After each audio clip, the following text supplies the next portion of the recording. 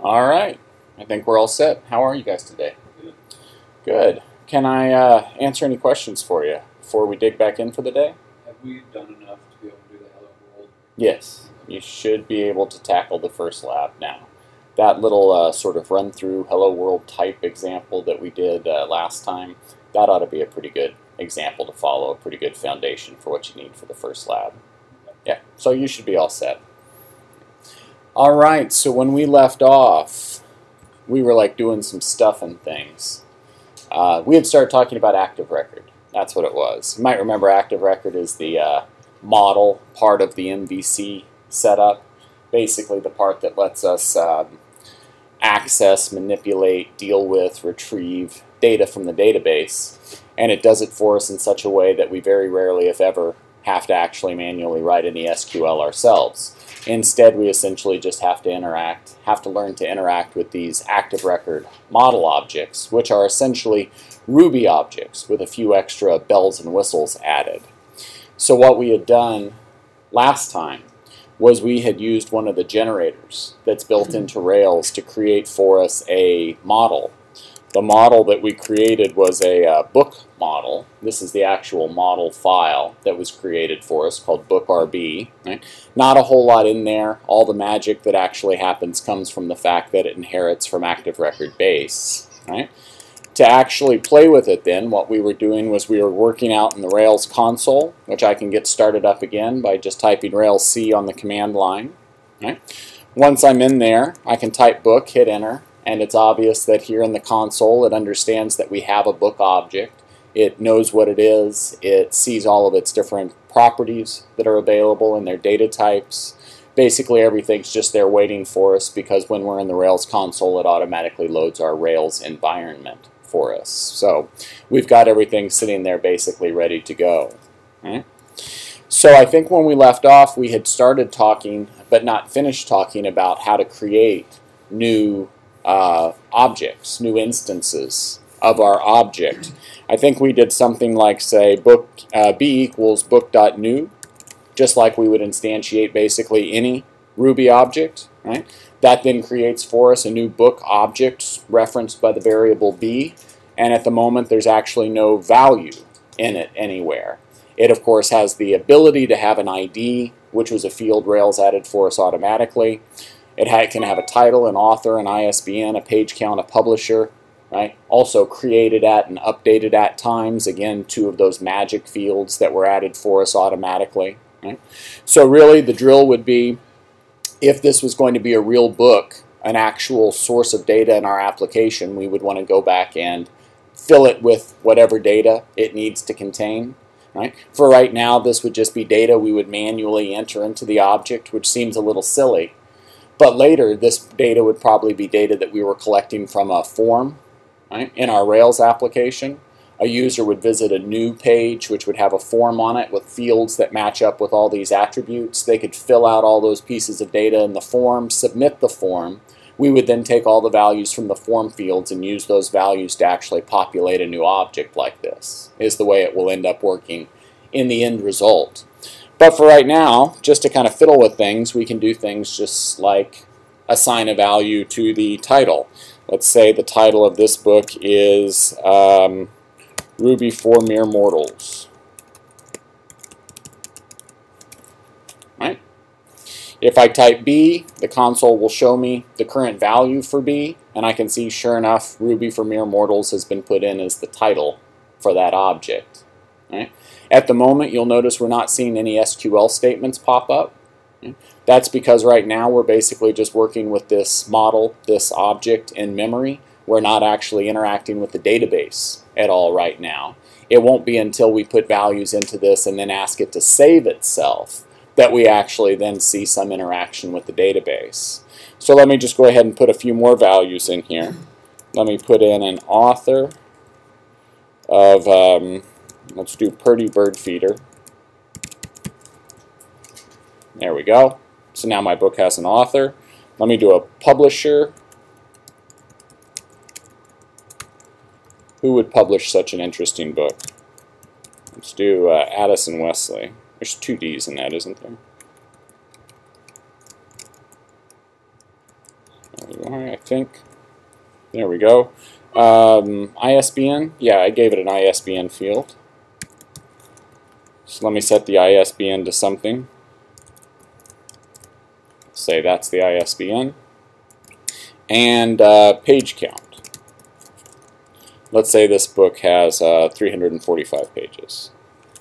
There we go. Right? I'm going to clear my screen. Right? And if I just take a look at my B object at this point, basically all of the fields, all of the attributes that I asked to have added to this book, I have now filled with actual data. The book has a title, an author, an ISBN, a page count, a publisher, all of those good things.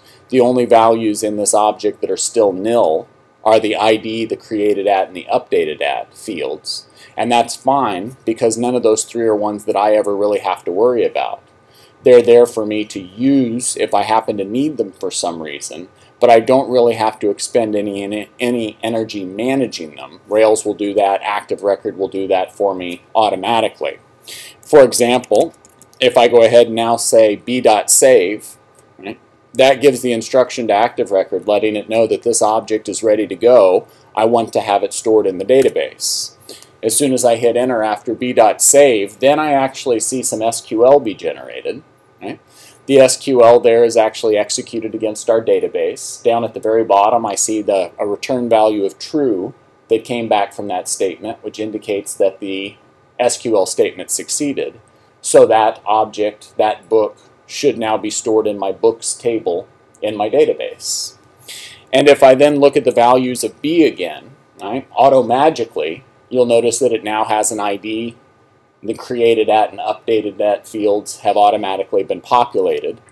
Like I said, I didn't need to do anything to make that happen. That's just part of the behind-the-scenes magic that goes on with ActiveRecord. Those values are just there and will automatically be maintained for me. I can use them if I need them, but otherwise I can basically just ignore those fields.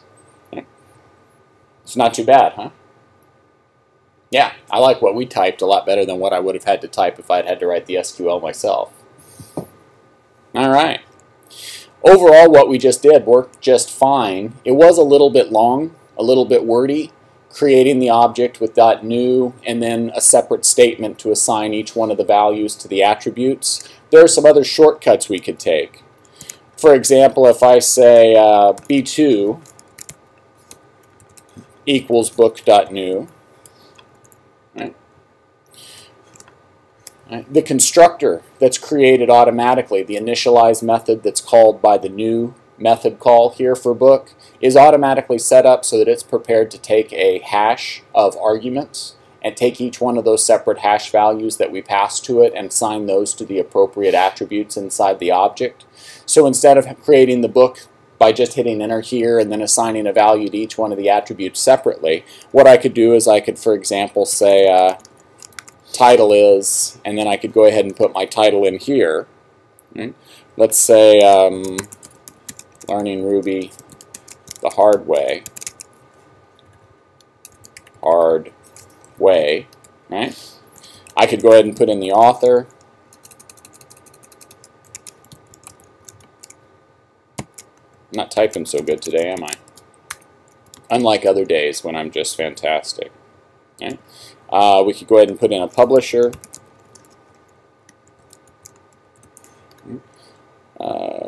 Let's see. I'll do Singer Publishing. What else? Page count. For the page count, I'll say this book has 9 pages. Is that everything? Title, author, publisher, and page count? ISBN. ISBN. That's the one I'm forgetting. Thank you. ISBN, right? It's supposed to be a string. I'll say as that. Okay? I go ahead and hit enter, and you'll notice that it went ahead and took that hash that I provided, those hash style arguments to the initialize method that I provided, used each one of the values to populate the fields, the actual attributes, inside the new book object, B2, that's been created. So again, we're in a situation where we have an object in memory that has the title, the author, the ISBN, the page count, the publisher, all of that good stuff. And again, just like I did before, if I now ask it to save it, b2.save, writes the SQL for me, and that book has now been saved to the database as well. Right. in that case, in that example, used the old-fashioned style hash arguments with the hash rocket, the arrow operator. We should be able to use the newer style hash syntax just as well, which would cut that down and make it even a little bit nicer looking than it is here. Right? So that's certainly an option.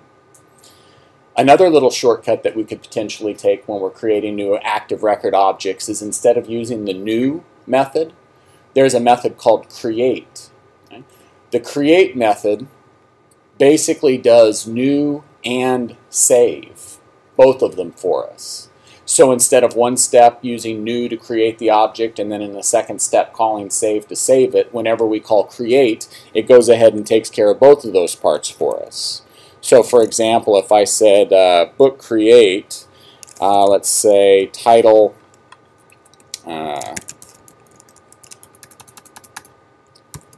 learning SQL the hard way, ISBN we'll say is that. We'll say the author is Victrola Firecracker. The publisher, let's do Singer Publishing again. And the page count. Let's say this book has 987 pages. There we go. Right. I hit enter. Okay. This time, as soon as I hit enter, we immediately have the SQL executed. Right? So not only was the new book object actually created, but it went ahead and automatically called save on it. So without me having to take any additional steps, that book should now actually be stored to our books table in the database. Right? Nice and quick. That can be a nice little shortcut at times. And of course, that time I used the newer style hash syntax instead of the version of it, the older version that used the hash rockets. So overall, that's not a lot to have to type in order to get all that data stored away nicely and neatly in a database. So it's a pretty lovely little system they've got. How would you call that book you just created? We'll get to that here in just a second. Oh. With finders, yeah. Yeah, that's kind of the next thing. Before we start digging into that, did you have any questions just about creating new active record objects?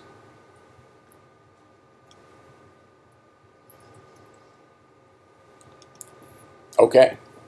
That's all right. Don't ask any questions. I got to take a sip of coffee. That was really my goal anyway.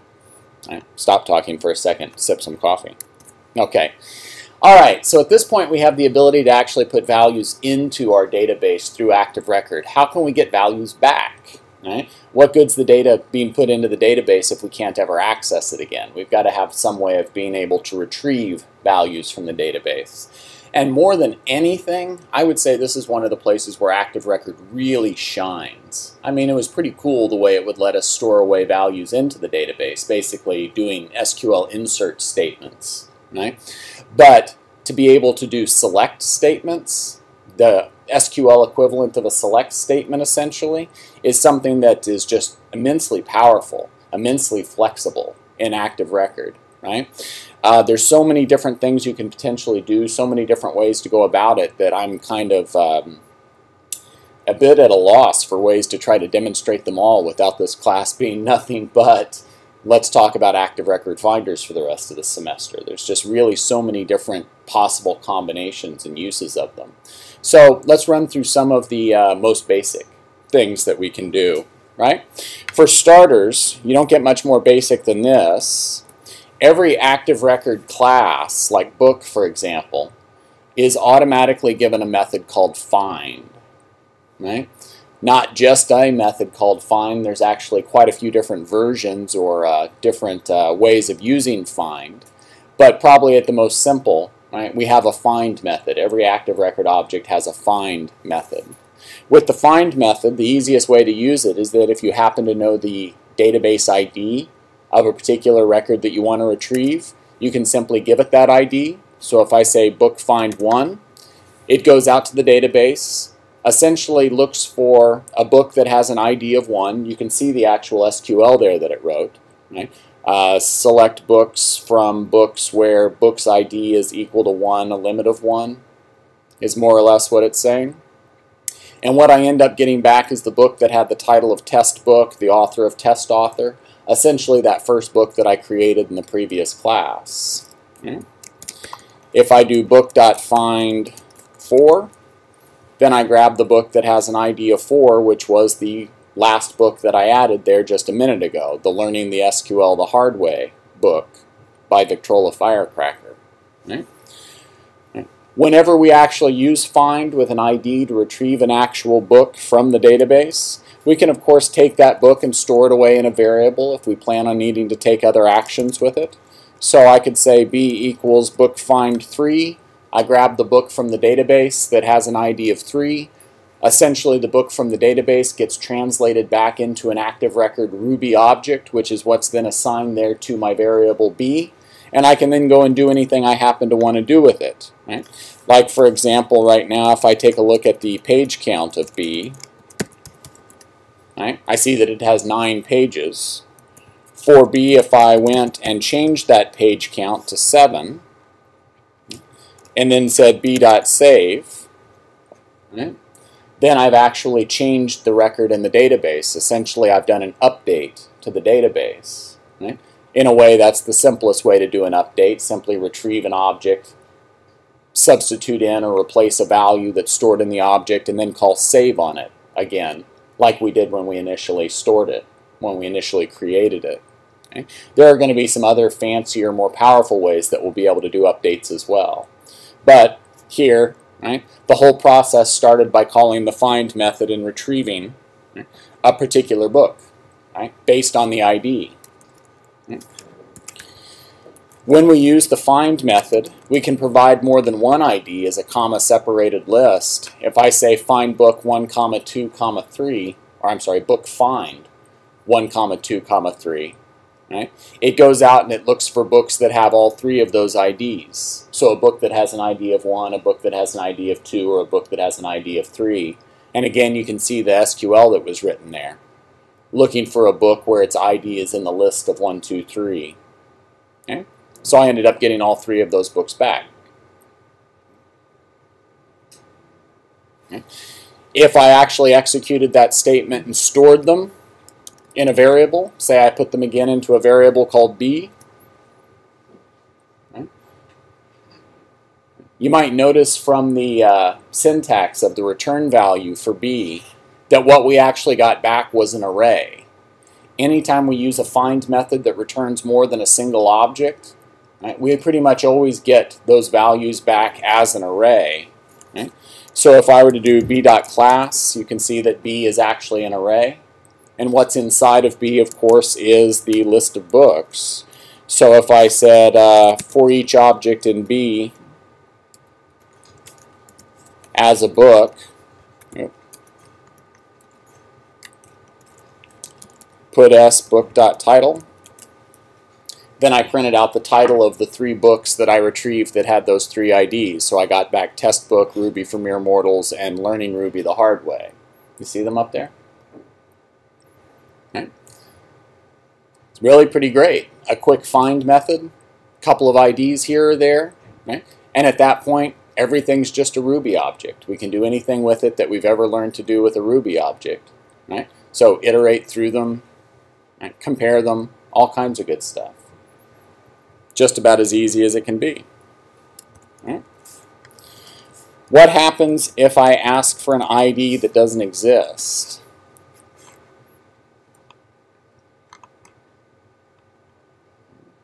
I get an exception, an error thrown. Right? The actual error itself is an ActiveRecord error called record not found. The message that goes along with it here is that it couldn't find a book with an ID of 99. Right? So if that's something that's potentially going to happen, that's something that you might want to rescue from. But most of the time, when you're retrieving ActiveRecord objects by ID, you'll be doing it because you have a list of IDs, so you probably won't end up very often requesting ActiveRecord objects by ID and not actually getting anything back. If the ID has ever existed, it probably still exists. Right? So that isn't a problem that I've run into too terribly often. Not when I wasn't just doing something stupid, anyway. Which is, well, maybe more frequent than I would want to admit. Yeah. All right. Okay. We okay so far?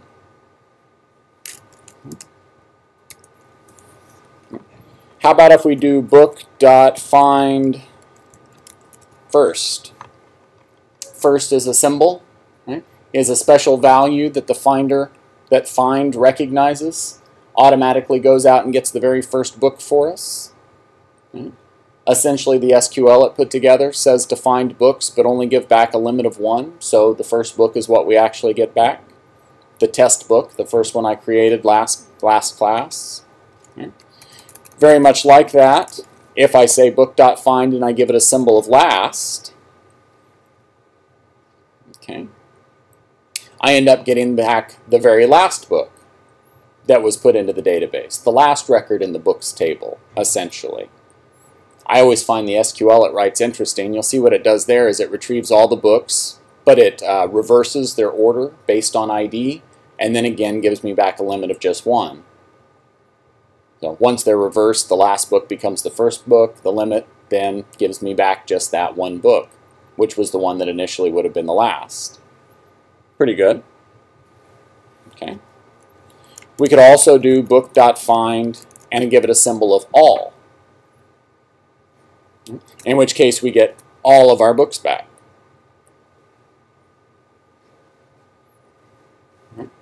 Fairly common thing to want to do. Right? Of course, it's something you have to be a little bit careful with, depending on how this works, how many books you end up having. Right? Asking for all books could potentially end up returning a very large collection of data. Right? But as long as the collection of data is relatively tame, right, you can always ask for all and simply get every single bit of it back. Every single book that exists in the entire table, in this case.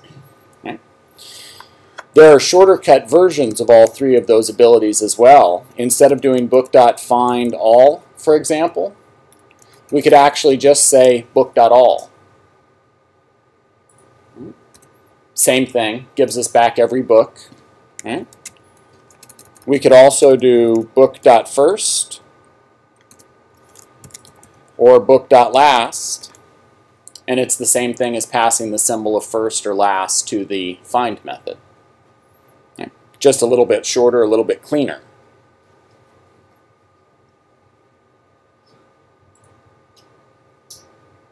Not bad. All kind of a convenience. We can just use find with an ID to pick out a particular record, pick out a particular book. Okay? If we need a group of all the books, we've got all, and first and last are just there to kind of make things a little bit more convenient. Sometimes that's what you want. Just one book, the first one, just one, the last one. Right? It can be good.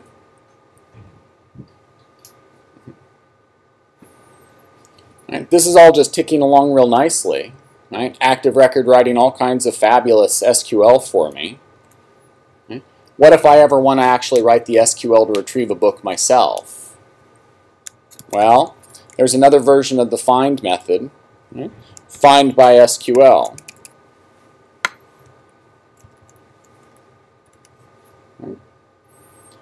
If you call find by SQL, you can just pass it your own handwritten SQL statement. So I could say select all from books, for example, and it essentially at that point does the same thing that book.all would have done.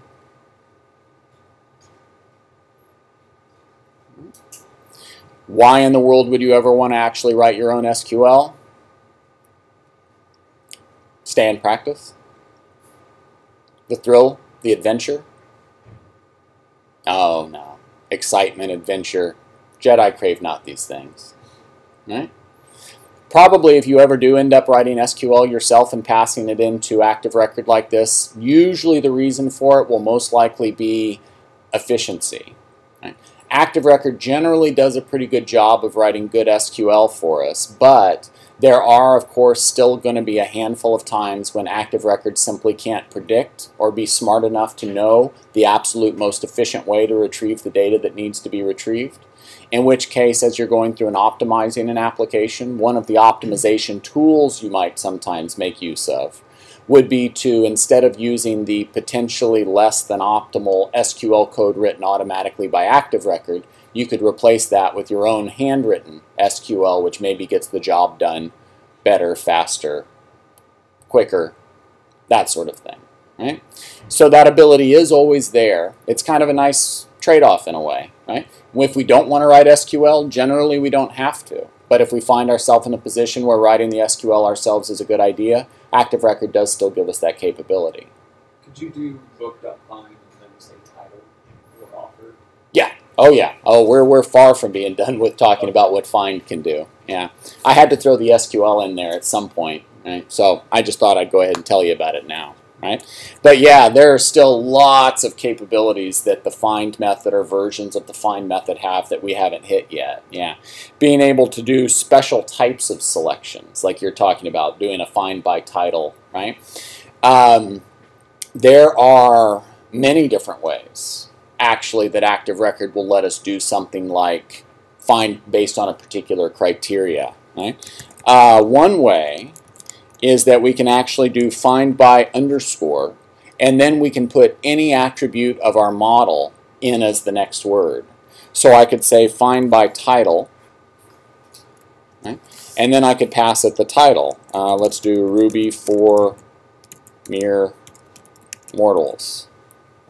And there we go. It went out and found book number 2, book with the ID of 2, which had that particular title, and that's the book that ended up getting returned. Did a fine job. Could you just type in Ruby and find maybe the whole book's the title with the word Ruby in the title? If you're going to do that in SQL, how would you do it? Title includes? Probably it would be a like statement, right? Select all something where title like your value, if we wanted to get all books with Ruby in it.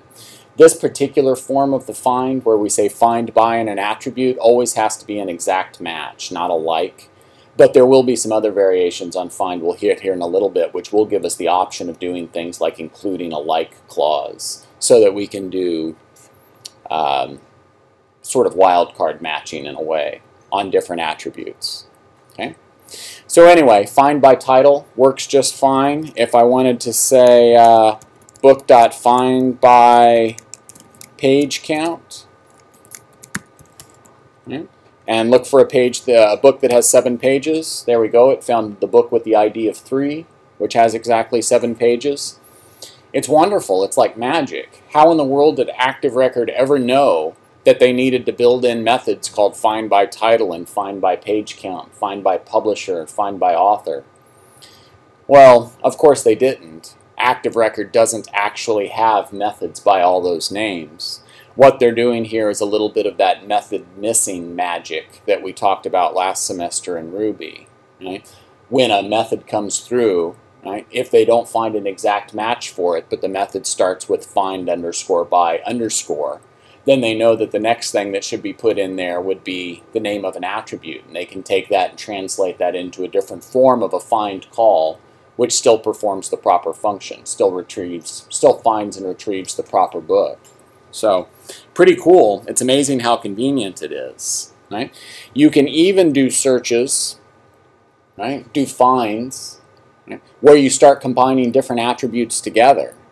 For example, I could say book.find by title and page count. It'll recognize the use of the word and in there and figure out that we are actually trying to find a book that matches a particular title and page count, both of those 2 attributes. Right? So I could tell it for the title I'm looking for Learning Ruby the Hard Way.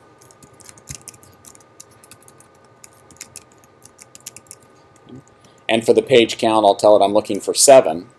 Right? Obviously a contrived find. That was the same book I just found a second ago. But just to show you that it doesn't blow up or catch on fire or anything, it did work. It did find that same book again. So pretty amazingly powerful. Right? Does a really good job. Right? It's like you can just go in and make up any method you want to a certain extent, and chances are ActiveRecord is going to interpret it correctly and give you back what you expect. Sure spend a lot less time in the documentation when you're using stuff like this. So, not bad. Okay.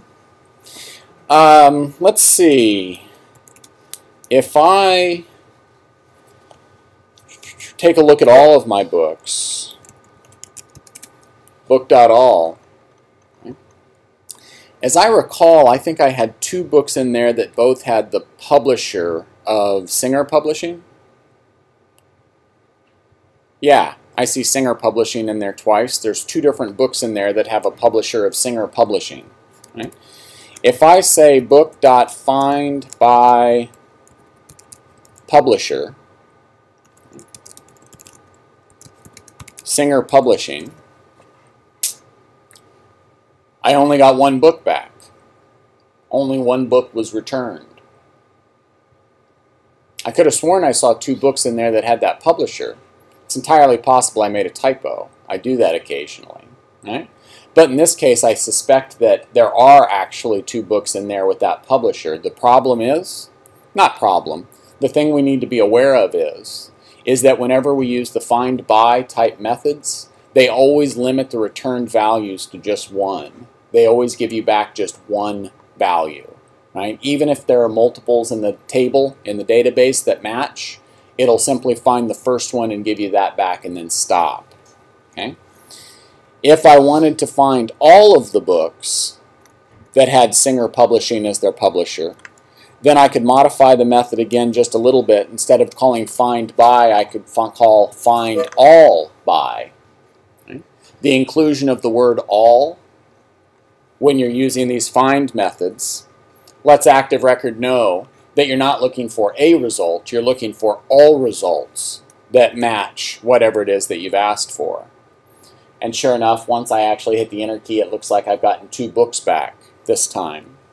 Matter of fact, if I run that again,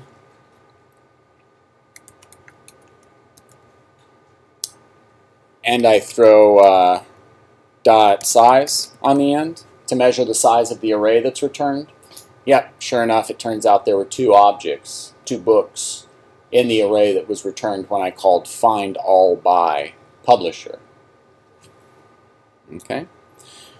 So I was saying before that it's a little bit staggering trying to think of how to cover all of the different possibilities. You can probably start to get an idea now. Right? Every single attribute of our ActiveRecord model becomes, in essence, its own find by method and its own find all by method. Right? So in something like book, where we have 4 or 5 different attributes that we might potentially want to find a book by, right? That means right there automatically there are something like 8, 10, 12 different find methods just at this point that are already available to us that we can use to sniff out any particular book that we want to retrieve from the database. I don't know about you, but I think that's pretty cool. Right? And it doesn't stop there. Oh man, it keeps right on going. There are so many other ways we can find things. Right? I would say one of the biggest limitations of the way we're using it right now is that everything always has to be an exact match. An exact match for publisher, for ISBN, for page count. Right? What if we wanted to be able to do something like, say, find all by page count, and we wanted to, for example, say where pages are greater than 100. Logically, it makes sense that that should be something that we could do. Since page count is numeric, logically we should be able to do a comparison and retrieve books that have a number bigger than 100 in this case. Right?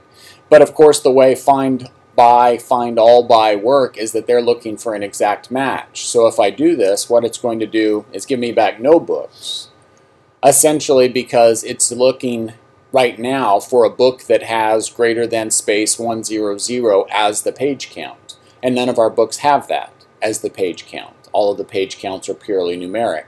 No greater than, no space possible in there. Right? So, if we wanted to move to a slightly different form of find method that's a little bit more flexible, a little bit more powerful, lets us do things other than pure exact matches, okay, we can certainly do that. Right? What we can do is we can go back to just using the regular old find method like we started off with when we were finding IDs. Okay. But instead of giving it an ID, what we can instead do is we can provide it with some conditions. Right? We could start off by telling it how many results we want back. So I could say find all of the books. Right? I could then give it a conditions option. Right? And in the conditions option, I could basically pass in something that will be part of will become part of the where clause in the actual SQL that gets written for me. So I could say something like where page count is greater than 100.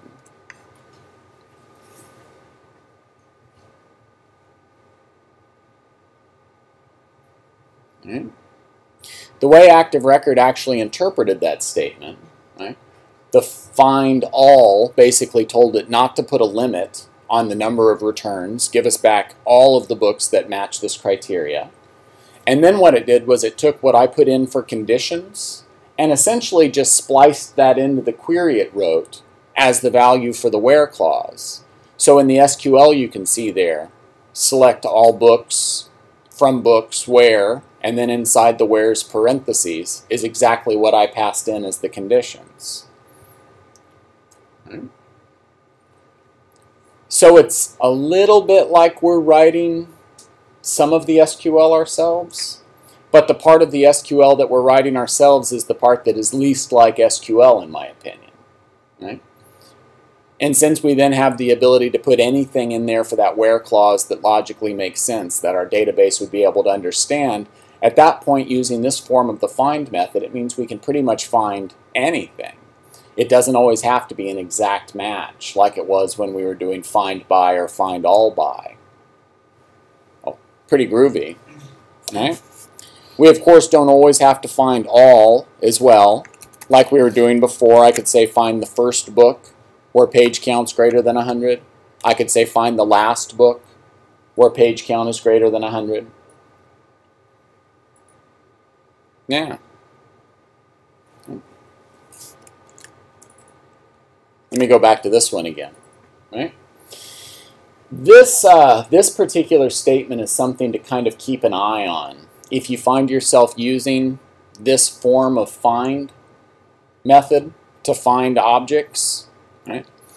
The thing you would want to be careful of is if the value of 100 here was not hard-coded, if that was potentially instead a variable value, some value that we collected from some other place. Right? That could put us in a situation where we could be facing something dangerous. We could be facing an SQL injection attack, basically. If, for example, say we've got our web application, our full Rails web application built, okay? And as part of our application, we put a search page that lets a person search for books in our library. Right? And one of the search criteria they can put in is that they can search for books that are greater than or less than a specific number of pages, just like we're doing here. Right? Somebody could then type in a number of pages like 100. We take that value that they typed in, we substitute it into this find method call, and we find the books that they're looking for. Okay? But what would happen is if instead of typing in 100 or some other number in the field on the web page, what if they put some finely crafted SQL in there that basically sort of capped off and terminated the SQL that was being written here by this find method, stuck their own SQL in there that maybe wipes out our book database? Right? And then if we take that and we just run it blindly, we could be in big trouble. Right? Hope we have a backup. So whenever we write a statement like this, it's usually best to get in the habit of making sure that any values that are going to be put in as a part of an SQL statement get sanitized. Basically ensuring that they don't have any other SQL or anything else strange, unusual, unwanted inside of them. Right? The way we can do that essentially is very easy. Right? If we take this value that we're passing to conditions and we turn it into an array, right? Instead of putting in the value in the actual part that's going to become a part of the where clause, we put a question mark where the value goes, right? And then we simply provide the value as a second element in the array, a second index. Right? Does the same thing as what we did before on the surface, but using that particular syntax where the conditions are given an array of values instead of just a string. What happens is that the find method will automatically check each of the values that need to be substituted in place of the question marks, one question mark in this case, and sanitize them along the way to make sure that it appears to be a safe value to include in our SQL statement that's being written. Okay, so that's a better form for writing this sort of thing than what I had written previously. Okay. What do you think of that statement? Book.find all, comma, conditions, array, first values, a sort of templatized string in a way with question marks for variables, and then the values for those variables in all the remaining arguments or all the remaining indices of the array. It's not horrible. It's not the worst thing in the world, I wouldn't say. If you look at it, though, it's about as long as the SQL itself. Bump it over just a little bit, and it would be nearly the same length as if we had actually written the SQL statement by hand. Of course, it does a lot of extra stuff for us, like the sanitizing of the value that was included in the where clause. Right? That's a nice little feature that's built in. That would have been a lot harder for us to do if we'd been writing the SQL ourselves. One way or another, though, we could actually write that statement considerably shorter, in a much shorter fashion. Right? That particular style of find is one that's been around in ActiveRecord, I don't know, for about as long as I can remember. Maybe since the beginning, or maybe my memory's just not very good, one way or the other. Okay? But starting, I believe it was in Rails 3, right? A new form, a new method besides find became available, okay? Called where. Right? We can say book.where, and then we can do something like page count greater than question mark, and as a second value, pass it what we want to substitute in for that question mark. That's a lot shorter.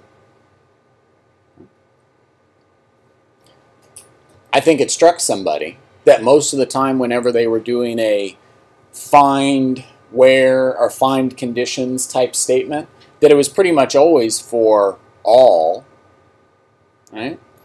So when they set up where, they basically kind of took out the find part, took out the all part, and said, you know, just give us the criteria. That's all we really need. And it works the exact same way.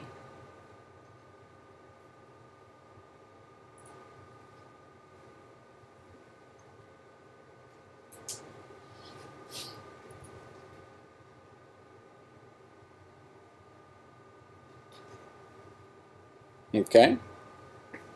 Let's see. Book.where title equals Ruby for mere mortals.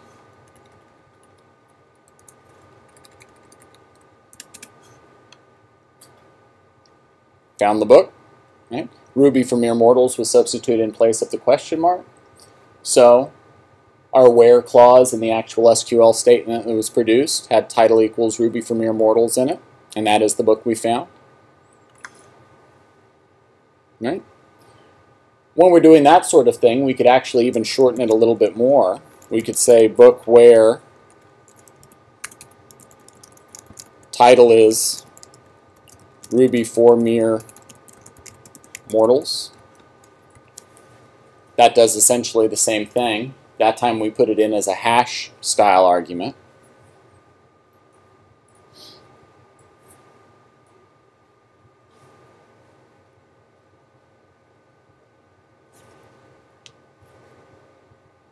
Okay. What if we wanted to find using the where clause based on multiple criteria? Well, just put in multiple criteria. I could say where the title is Ruby for Mere Mortals and then there's a second hash argument. I could say and the let's see, and the author is Pretty Bird Feeder.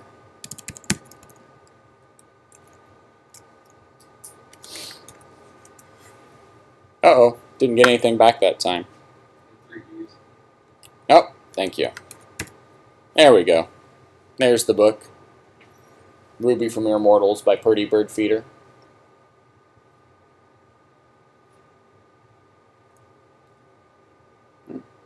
So do you see here, there's sort of in a way two different styles we can use when we're doing the where. We can do the style where we basically write as a string what we want the where clause to be, like when I said title equals question mark or page count greater than question mark, and then provide the value as a second argument. Right? And then there's the type where I can basically give it hash style arguments, where the title is Ruby for Mere Mortals, where the title and author are Ruby for Mere Mortals, and Pretty Bird Feeder. Okay. Both of those two different ways of using where are generally always going to be available. Right? Which one you use pretty much just comes down to what you're trying to accomplish, which one will let you get it done the easiest way. Right? Really, I think what the big difference is that if we're trying to do an exact match, this is a very easy way to do it. I think that's about the easiest way to write the exact match type where. Okay? If we want to exact match more than one value, like title and author, and I want it to be considered as an AND situation, where the title has to be this and the author has to be that, then this works very well. Okay? But anytime I step outside that idea of it having to be an exact match, or multiple exact matches combined together with an AND, that's when I have to kind of switch over to this other form. Okay? Because it gives me a little more flexibility since I'm essentially writing the where clause myself at that point. For example, what if I wanted to find all the books where the publisher was Addison Wesley or Singer Publishing? Right? I can't do book.where publisher. Now let me do the other style. Publisher Addison Wesley, okay, and publisher Singer Publishing. Can I?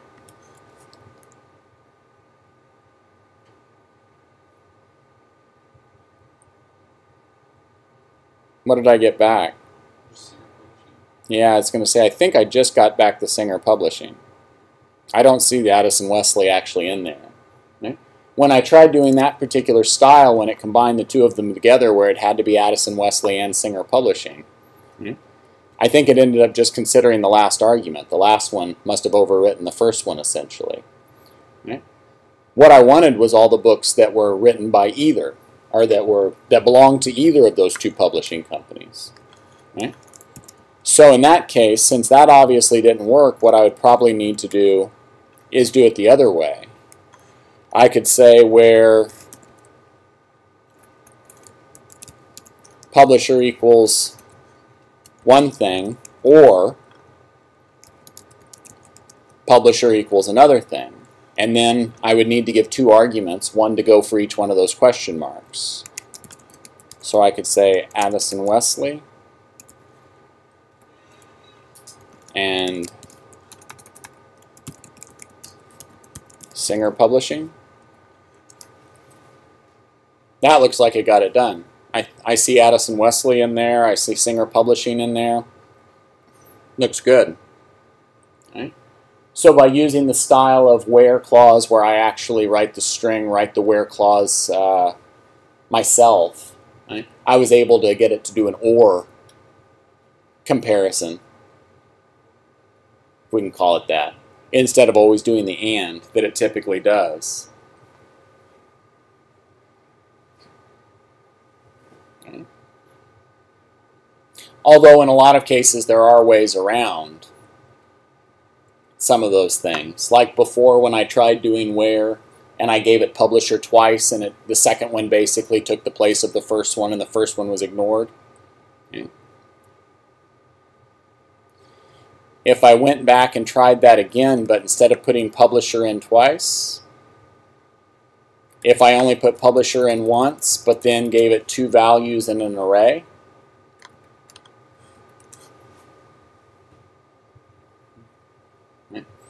that told it to do an or. This stuff just goes on and on. There's so many different ways to find things. Okay? It can be a real trick just trying to kind of keep track of it all.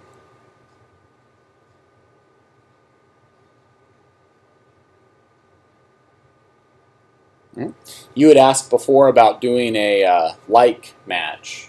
If, for example, we wanted to find all the books that had Ruby in their title, we would want to essentially, from the database side, do something like, say, where the title is like Ruby.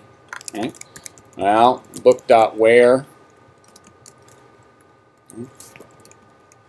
We could say title is like some particular value. And then we could say Ruby with percent signs around it as wildcard characters. So Ruby could potentially be anywhere in the title. And it looks like we got back Ruby for Mere Mortals and Learning Ruby the Hard Way, the two books I see listed in there.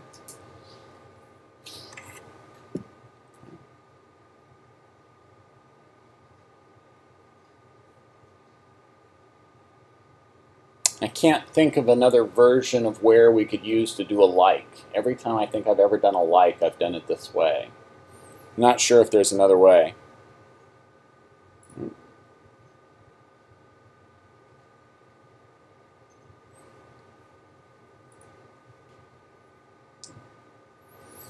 Now, I wish there was just a clear-cut situation where I could say some of the forms of where, or find for that matter, could just kind of be ignored.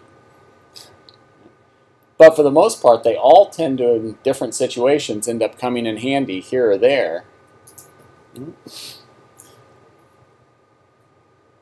So, it doesn't seem like a week goes by that I don't end up running into some where clause that I didn't think was possible before. Where clauses, by the way, they're the where methods, I should be saying. The where methods are also chainable, so you can call them back to back on each other. Okay. We could do things like, say, book where title is, well, let's say book where title is like Ruby, like we did a minute ago. Right? And then from the results that are given back to me from that, I could then say where, and I could do something else. Where publisher is Singer Publishing.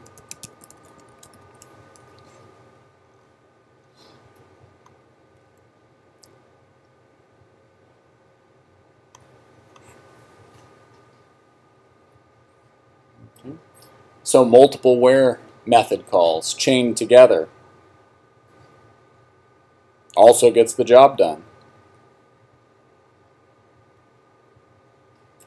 Something I think is really kind of interesting about that is that normally with chained method calls, one method executes and then the result is returned, and the next one executes and the result is returned, and right? But look at the SQL that was written here. It didn't execute multiple SQL statements. Right? It actually went through and considered both of those where method calls, combine them together into a single SQL statement, and only actually access the database once. Pretty smart.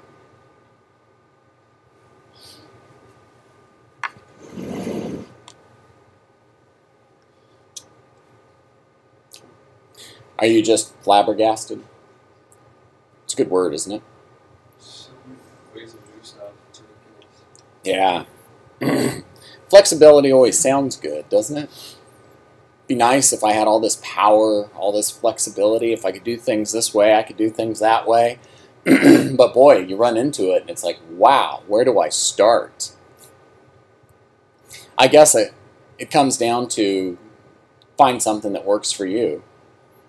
You know, you'll have a lot of different options. It's entirely possible you and every single person around you could find different ways to do basically the same, to retrieve the exact same data from the database. Could certainly happen easily enough considering how many different ways there are to do all of these different finds. Okay? But you find some particular way, some particular style or pattern that you like best, and you run with it. Unless you run into a situation where that particular style or pattern can't get the job done, in which case you gotta branch out and find another style, another pattern of these things to use. Overall, pretty good though. Okay.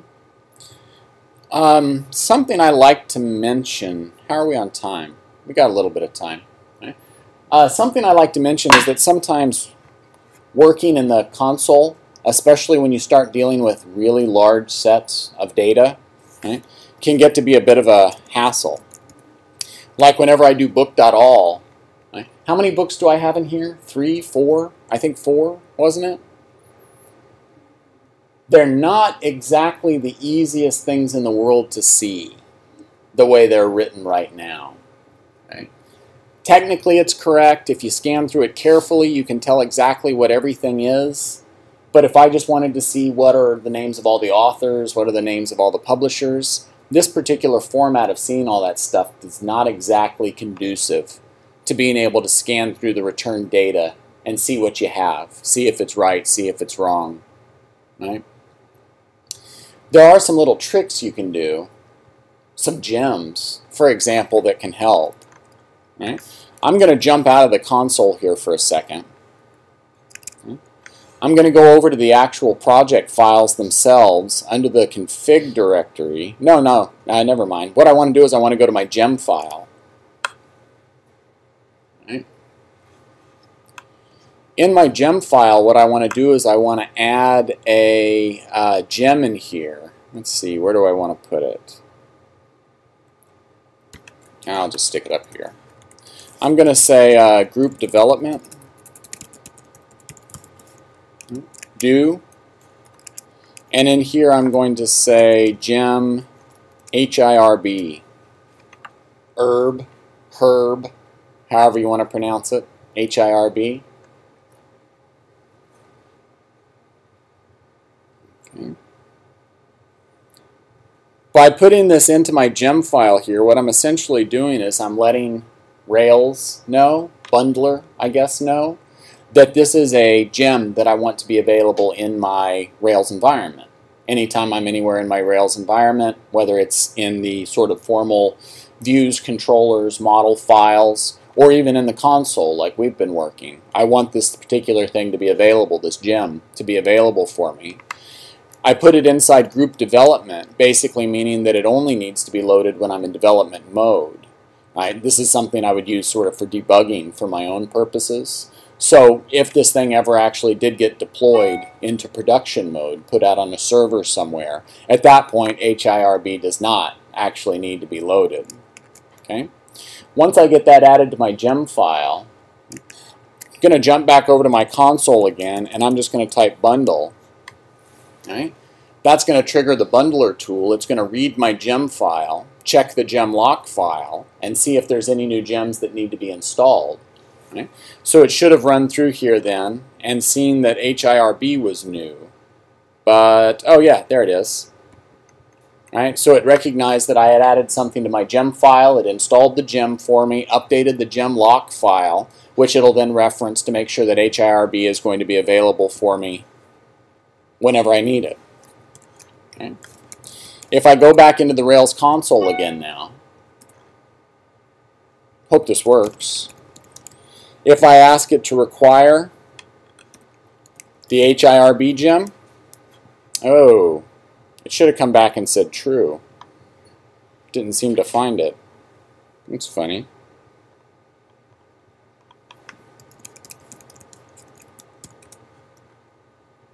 Yeah, okay.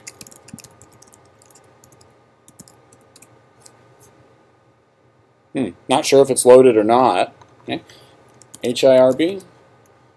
Oh, HIRB? Yeah, it does seem to be there. I'm not sure why I'm getting false back. Okay. Okay, at this point, if I do HIRB : view.enable, I think it is. Yeah, there we go. I get back true. Right? Basically turned HIRB on. The whole reason you'd want to do that? Well, there really isn't one. It's just fun. That's all. Love requiring stuff. Oh, actually, what it'll do for you now is if I say book.all, look at that. That's what HIRB does for you. It's not perfect. It still obviously is having to truncate data pretty heavily. But as far as some basic things go, how many books are there? Well, that just makes that very obvious, right? And if you're decently familiar with your data, it probably shows you enough that now at a glance, you can most likely kind of tell what you've got, what you're working with, right? If I exit back out of the console, start the console up again, and ask for all books, uh-oh, we're right back to where we were. Okay? So what we've got right now is HIRB is loaded, but what happens is every time I go into the console, I have to re-enable it, which is a bit of a drag. Don't you think? If we want it to enable automatically for us, we could do that. What you'd want to do is go to whatever is considered to be the home directory on your system. Right? It's probably a directory that has the same name as the name you log in under.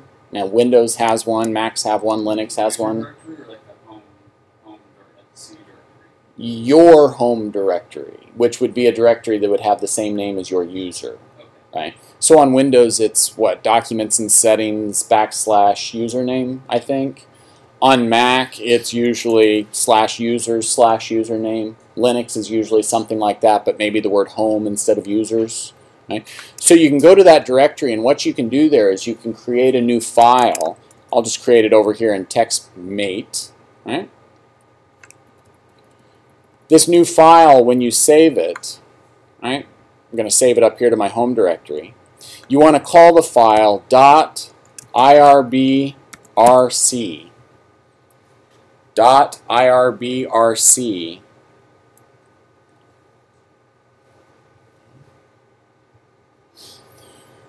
This file is an IRB resource file. The Rails console is really just sort of an offshoot of IRB. So essentially what will happen here is any commands that we put here inside this file will be executed automatically whenever IRB or the Rails console loads. So if there's anything we want to do like pre-initialize or set something, we can do that here inside this file so that we don't have to do it by hand every time. Right? I'm going to go ahead and save that file. Right? Because it's going to load every time we load IRB, not just when we're in a Rails project, you want to be a little bit careful about how you actually put this together. What I usually do is I put in a begin, rescue, end block.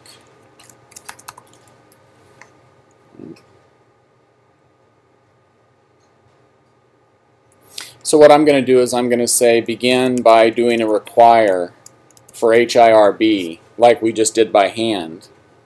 Okay.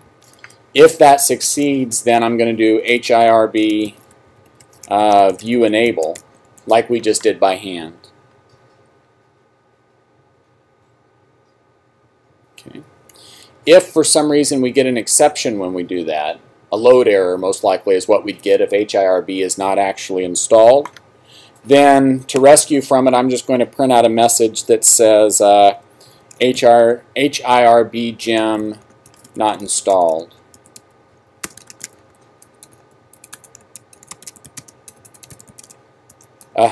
Add it to your gem file or install by hand.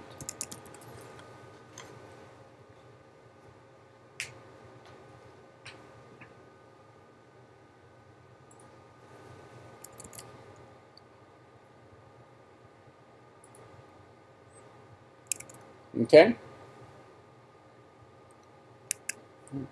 If I go back over to my console now, and I again start up the Rails console, go back over to my command line and start up the Rails console. Uh-oh.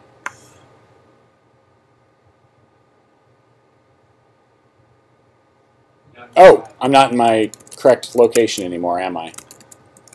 Thank you. There we go. There we go. Console started up, everything looks okay. If I say book.all, look at that, HIRB is already enabled. Right? So that IRBRC file, .IRBRC file, seems to be working fine. Okay.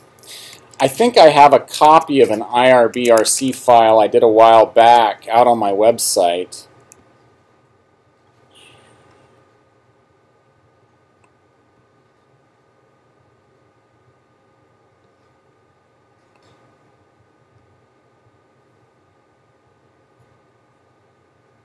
Yep, there it is.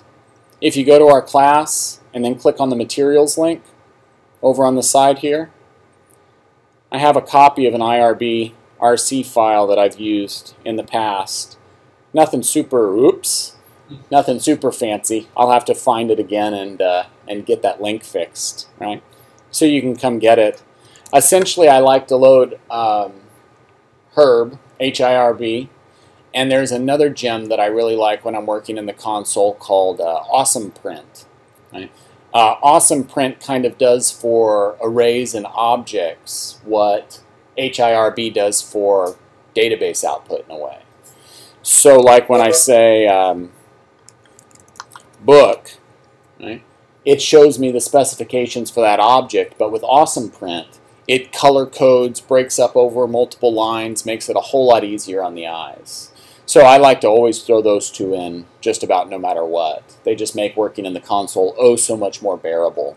Is working in the console mainly for just like database? No, it can be used for... Could you make the hello world thing in the console? You could run it from the console if you wanted to. Right? The console is fantastic for getting behind the scenes, seeing what's going on with the application, trying out different parts, calling methods of your controllers, your models, even playing with the views and the helpers a little bit. Certainly playing with the data is a great thing you can do from there. It's just sort of a general all-around pretty handy tool, you know. If you've ever gotten on your website and had something on a page that wasn't showing up and you thought, boy, I wish there was some way on this page I could say, show me what you're showing, show me what you're seeing for this particular value. Right? Well, the console in Rails lets you do that. You can go in and say in the context of this page, call this method, what do I get back? Oh, that's why that's showing up that way. So not specifically for data, but is definitely handy for that. But can be used for a lot of other things as well. Yeah. Okay. That's probably a pretty decent place for us to stop today. Were there any last questions? I have one. Yes, sir? The project was supposed to just display a page that just says hello world, correct? Right. What file did we add that? Put that in? Is it views? Is it a views folder? Well, you got to figure that out. It's part of the assignment. Got to find your way through it a little bit. And then once we figure that out, we just got to go through and rake it. Send it off to you. Oh, once you get it put together, you're happy with the way it's working, you rake log clear to clear out your logs, and then just zip up the entire project, right? The whole folder and everything that's inside of it, and send that to me. Okay. Yeah, that's it. And what's the command for rake logs? Like rake colon log not clear? Yeah. When you're in your project directory, you just do rake log colon clear. Shouldn't get any output back, but that basically just goes and wipes out the logs. Keep everything nice and trim for transport. Anything else? What day is today? It's Thursday, isn't it? I hope you all have a good weekend. I'll see you on Tuesday. All right.